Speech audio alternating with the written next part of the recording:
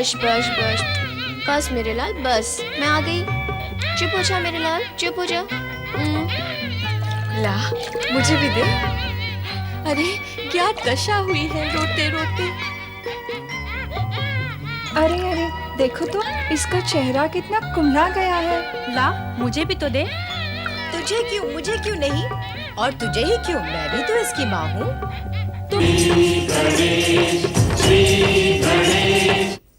मैं पवित्र संस्कारों को जन्म देने वाली भक्ति हूँ। मैं सद्विचारों को प्रेरित करने वाली पूजा हूँ। परम देव श्री महागणेश के आश्वासन को पाकर देवी पार्वती की उद्विग्नता और क्रोध का शमन तो हो गया, किंतु समय के साथ और शिव पुत्र के जन्म न लेने की संभावना से आश्वस्त तारकासुर ने पृथ्वीवासी धर्मात्माओं सर्वमंगल मांगल्ये शिवे सर्वार्थ साधिके शरण्ये त्र्यंबके गौरी नारायणी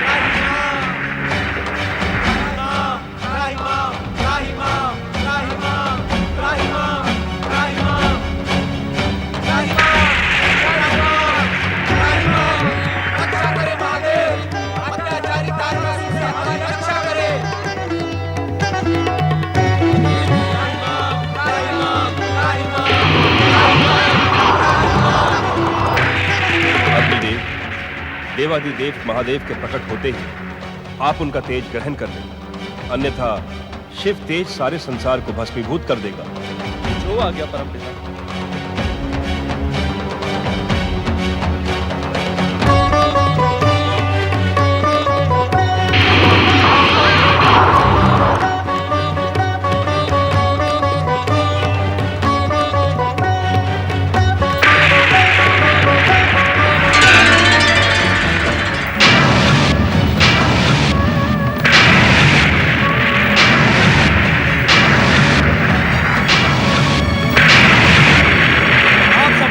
लीला में बाधा पहुंचाई है, आप सबको इसका परिणाम भुगतना होगा।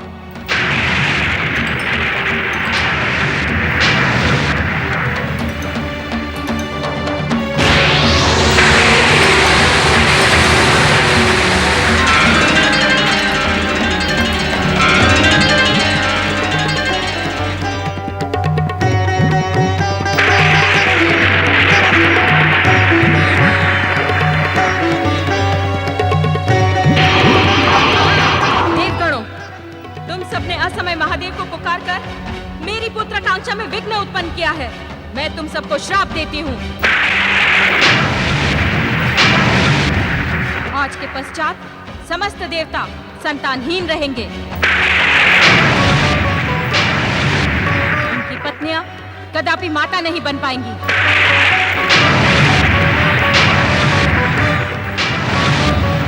शांत हो, शांत हो देवी। शांत हो देवी। हे ममतामयी शिवा, शांत हो जाइए। माँ, हम सब उस दुष्ट अत्याचारी तारकासुर के सताए हुए हैं। माँ, हमने अपने स्वार्थवश आपके महामिलन में बाधा पहुंचाई है। आपका शाप उचित है। हम इसी योग्य माता, हम इसी योग्य। क्षमा, क्षमा मातेश्वरी, क्षमा। दया, दया विश्वेश्वरी, दया। ओम ऐं ह्रीं क्लीं दुर्गा देवी नमो नमः। ओम ऐं ह्रीं क्लीं दुर्गा देवी नमो नमः। ओम ऐं ह्रीं क्लीं दुर्गा देवी नमो नमः। ओम ऐं ह्रीं दुर्गा देवी नमो नमः। ओम ऐं ह्रीं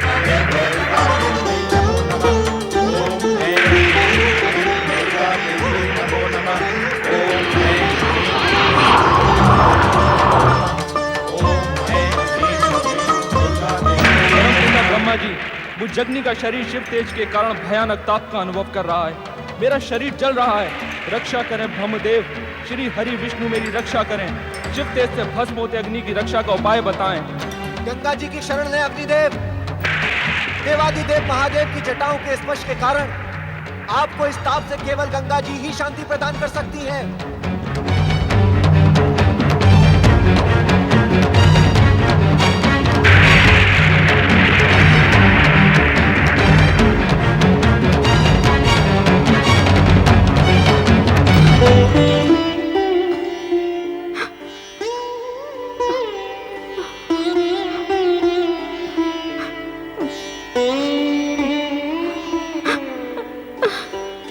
देवी पार्वती, जो कुछ भी हुआ वो विधि का निश्चित विधान था। इस घटना को इसी प्रकार घटित होना था। विधि का आश्रय लेकर आप मुझे संतुष्ट नहीं कर सकते स्वामी। सर्वशक्तिमान होते हुए भी आपने मेरी पुत्रवती होने की आकांक्षा को ध्वस्त कर दिया। आपके शरीर से निकला हुआ तेजस्वी ओज मुझे पुत्र प्रदान कर सकता था, किंतु वो भी व्यर्थ हो गया। मेरी जन्म जन्मांतरों की मनोकामना अपूर्ण रह गई। क्रोध का त्याग करें देवी पार्वती। शिव की शिवा को अश्रु बहाना शोभा नहीं देता। मेरी बात ध्यान से सुने देवी पार्वती। मेरे शरीर से निकला हुआ तेजस्वी ओज कदापि व्यर्थ नहीं हो सकता। उससे उत्पन्न हुए परिणाम शुभ ही होंगे। देवी पार्वती, हमारे उसी तेजस्वी ओज के द्वारा देवताओं की आशा पूर्ण होगी। संसार और जन जन का कल्याण होगा।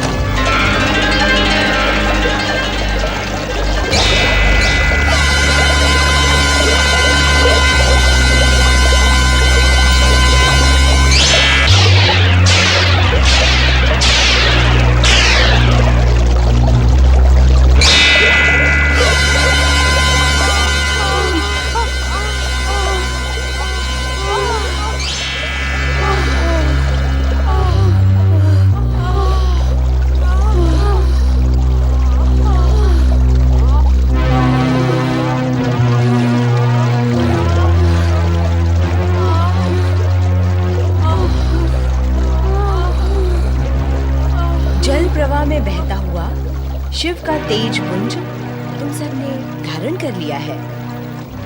अब इस पीड़ा और संकट का निवारण केवल शिव आराधना ही है। आओ तट पर बैठकर पंचाक्षरी मंत्र का जाप करें। शिव सदा मंगल ही करेंगे।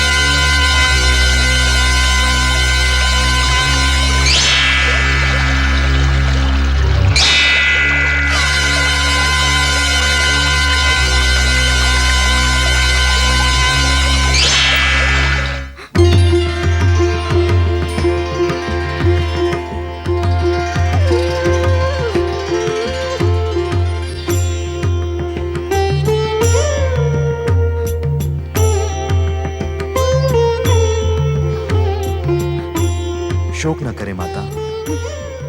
तुम्हारे पुत्र के रूप में उत्पन्न होने वाले मुझ महागणेश अवतार के अग्रज भाई ने शिव के ओज से जन्म धारण कर लिया है। ये आप क्या कह रहे हैं श्री महागणेश? बार बार मेरी आशाओं को क्यों ध्वस्त कर रहे हैं? माता, आप इस प्रकार उद्विग्न और अशांत ना हो। ये तो हमारे द्वारा पूर्व रचित विधान था और इसी विधान के अनुसार ब्रह्मदेव ने तारकासुर को शिवपुत्र द्वारा मृत्यु का वरदान दिया था। परमदेव, तारकासुर का संहार करने वाला शिवपुत्र मेरा पुत्र नहीं हो सकता था? मुझे बार बार पुत्र सुख से वंचित करने का क्या उद्देश्य है आपका? माता, जब मैं आपके पुत्र के रूप में दिव्य अवतार धारण करूंगा, तब मेरा एक प्रिय नाम विघ्नेश्वर होगा। माता, विघ्नों के बिना सफलता का आनंद तो सीमित हो जाता है ना? परमदेव, आज इतना तो अवश्य बताएं कि मेरे जन्म जन्मांतरों के विघ्नों का अंत कब होगा? माता, आप धैर्य धारण करें। अब अधिक विलंब नहीं होगा। मैं शीघ्र ही आपके पुत्र के रूप में दिव्य अवतार धारण करके धन्य हो जाऊंगा।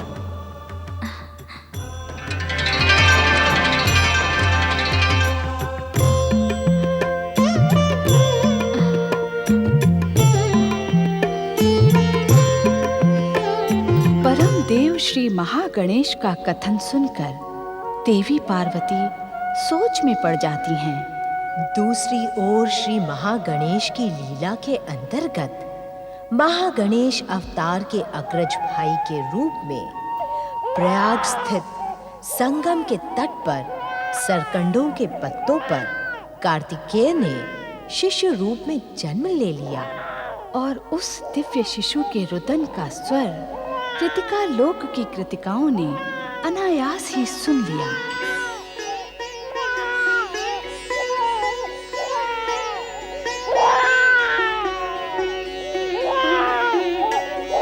कैसा रुदन है ये कौन शिशु रो रहा है? जो भी कोई है, इसने हमारे मन के मातृत्व को जागृत कर दिया है। हाँ, मुझे भी ऐसा ही लग रहा है। लग तो ऐसा ही रहा है जैसे कि अपना ही शिशु रो रहा है। जब हम सभी को ऐसा लग रहा है, तो हमें तुरंत शिशु की खोज करनी चाहिए। भव्याकृति, कुछ दिखाई दिया? नहीं। जिस शिशु का रुदन सुनकर आप सभी के मन में मातृत्व जागृत हुआ है, वो आपका ही पुत्र है।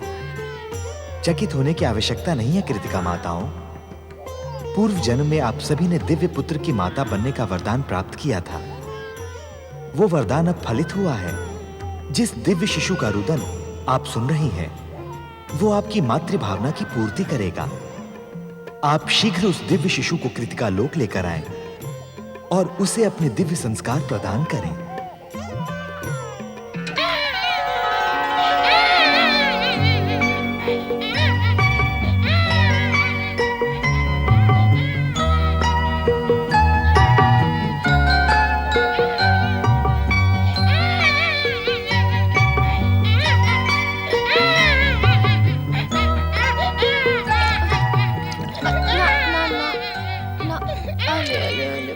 बस बस बस बस मेरे लाल, बस मैं आ गई। चुप हो जा मेरे लाल, चुप हो जा। ला, मुझे भी दे। अरे क्या दशा हुई है रोते रोते। अरे अरे, देखो तो इसका चेहरा कितना कुम्हला गया है। ला, मुझे भी तो दे। तुझे क्यों, मुझे क्यों नहीं? और तुझे ही क्यों? मैं भी तो इसकी माँ हूँ। तो मैं भी तो इसकी माँ हूँ। क्यों?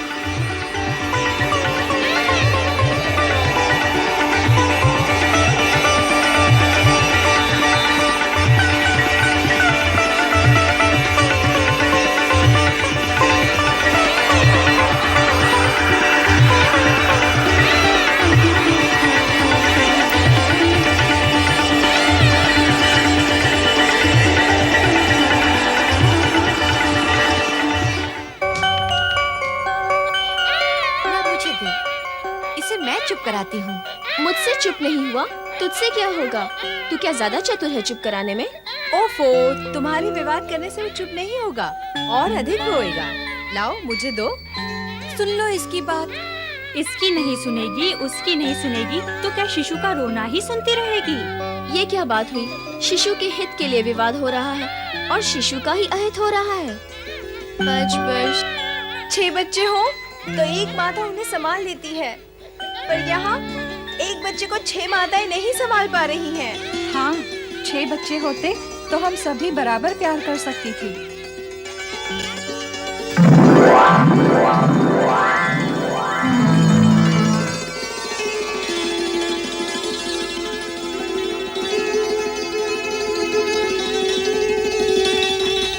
बच्चे नहीं तो क्या 6 मुख तो है। सखियों, हमारे इस पुत्र का नाम क्या है? कार्तिकेय। कार्तिकेय? आप सभी मेरी माताएं हैं, 6 माताएं। कृतिकाओं का पुत्र होने के कारण मैं कार्तिकेय हुआ। कार्तिकेय? हमारा पुत्र कुमार कार्तिकेय, हमारा पुत्र कुमार कार्तिकेय, हमारा पुत्र कुमार कार्तिकेय। चल मेरे घोड़े, टिक टिक टिक। चल मेरे हाथी, थम थम थम। मुझे मयूर की सवारी में बैठना है। हाँ हाँ, बैठ जाना मयूर की सवारी पर। तू बहुत बड़ा हो गया मेरा राजा बेटा। राजा बेटा? तो फिर बना दो मुझे राजा बेटा। हाँ हाँ, बना देंगे तुझे राजा। पुत्र कार्तिकेय को राजा जैसा अभी सजा देते हैं। हाँ, अभी सजा देते हैं। ये रहा तेरे सिर का मुकुट। हाथ में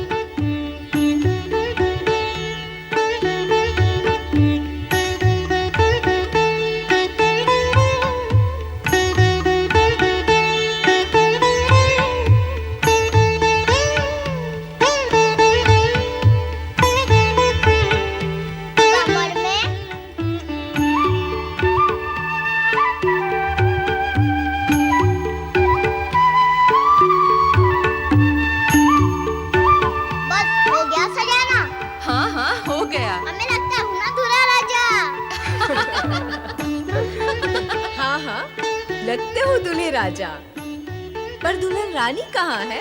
रानी अथवा रानियाँ। क्या? क्या? मेरी 6 माताएं हैं, मेरे 6 मुख हैं, फिर दुल्हन रानियाँ भी तो 6 चाहिए। नहीं कार्तिकेय, दुल्हन रानी तो एक ही होती है। माता भी तो एक ही होती है।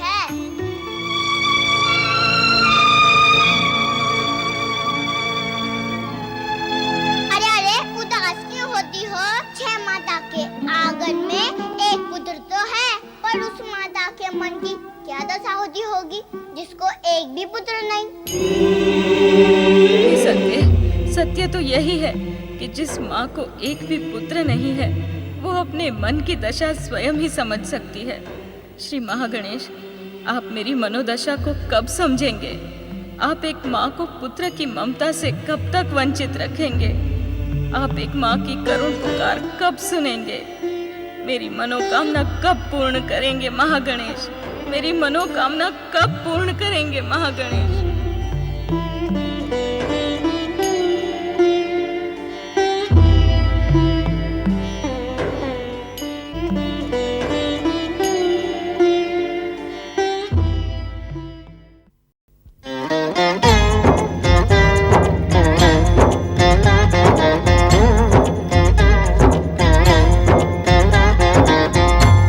समर्थ ये इनसे जीवन, यही है करता यही है कारण।